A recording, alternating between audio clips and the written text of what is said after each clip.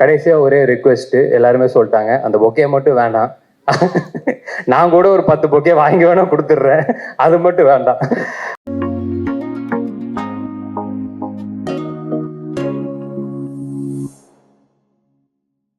இது என்ன G?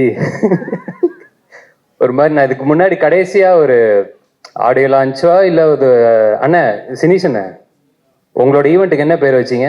Production company ஆரம்பிக்கிற ஈவெண்ட், அவ்வளவுதான். ஓகே, அந்த இதுதான் இருக்கிறதுலே எல்லாருமே மாத்தி மாத்தி உண்மையை பேசுற ஒரு ஸ்டேஜ் அப்படின்றத நான் ஃபேஸ் பண்ணியிருந்தேன். அதுக்கு அடுத்தது இது இப்போ ஒரு செகண்ட் ஸ்டேஜா இருக்கு. அது அவர் வந்ததுனால அப்படி இருக்குதா இல்ல பொதுவாகவே அது அந்த மாதிரி அமையுதா அப்படின்னு தெரியல. இன்னைக்கு காலைல வேற எங்க அம்மா எனக்கு சந்திராஷ்டமோ, அதனால கொஞ்சம் பார்த்து பேசுப்பா அப்படின்னு சொல்லி அனுப்பிச்சாங்க. இப்போ இதுக்கு மேல எப்படி பார்த்து பேசுறது? எல்லாரும் ஒரு மாதிரி உண்மையை சொல்லிட்டு இருக்காங்க. ஸோ நானும் உங்ககிட்ட சொன்னதை அப்படியே சொல்லிடலாம்ல. வந்தாப்புல ஒரு நாள் வந்துட்டு இந்த மாதிரி காமிச்சார், இந்த டீசர் ட்ரெய்லர் பார்த்தீங்களே, அதை அப்படியே காமிச்சாரு. ஃபர்ஸ்ட் அதான் பார்த்தேன். பார்த்துட்டு சூப்பரா இருந்துச்சு, செம்மையா இருந்துச்சு.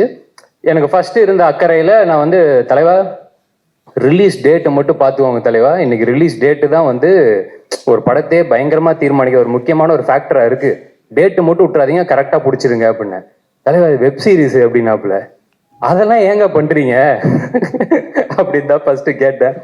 இல்ல கமிட்மெண்ட் அந்த காரணங்கள்லாம் சொன்னாரு. இல்ல நம்மளுக்கு என்னதான் இருந்தாலும் வெப் சீரிஸ் ஓகே, வீட்டில் டிவியில போன்ல எப்படி வேணா பார்க்கலாம். ஆனா தியேட்டர்ல மக்களா இருந்து அவங்களோட ரியாக்ஷனோ இல்லை அவங்களோட சத்தம் அதெல்லாம் தானே நம்மளுக்கு பயங்கர இது.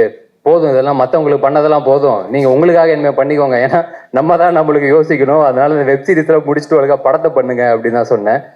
ஆனா ஜோக்கெல்லாம் தாண்டி அவர் ஒன்னே ஒன்று சொன்னாரு, இல்ல தலைவா நம்மளுக்கு ஒரு 4 பேர் நல்லது பண்ணதால தான் நம்ம இந்த இடத்துல இருக்கோம், நம்ம ஒரு 4 பேருக்கு பண்ணணும். ஸோ என் அசிஸ்டன்ஸ் எல்லாமே இருக்கிறாங்க, அவங்க எல்லாருக்குமே இப்போ நான் ஒன்னொன்னா பண்ணி கரெக்டா செட் பண்ணணும் அப்படின்னு ஒன்று சொன்னாப்புல. ஸோ அந்த எண்ணத்துக்காகவே டெஃபினட்டா ஆயிடலாம், இன்னும் பெரிய பெரிய இடத்துக்கே போயிடலாம்.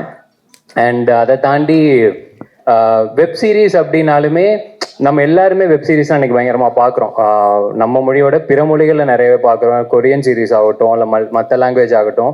தமிழில் ரொம்ப ரொம்ப ஒரு விரல விட்டு எண்ணிடலாம் வெப் சீரிஸ் அப்படின்னா, சொல்ற அளவுக்கு எண்ணிடலாம்.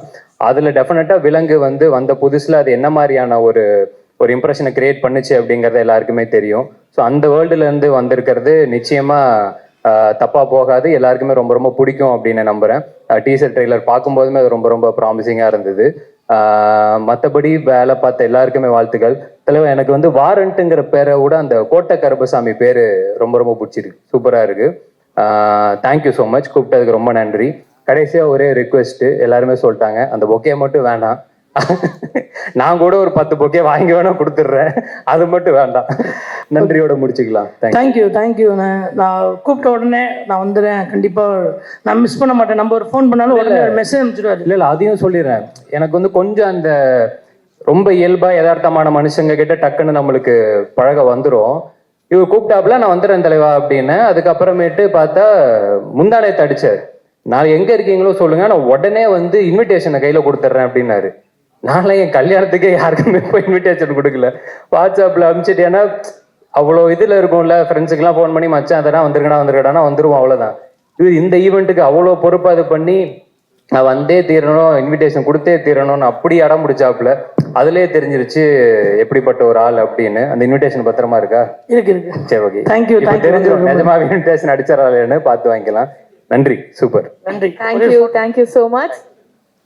கண்டிப்பா பொக்கே வேணாமா?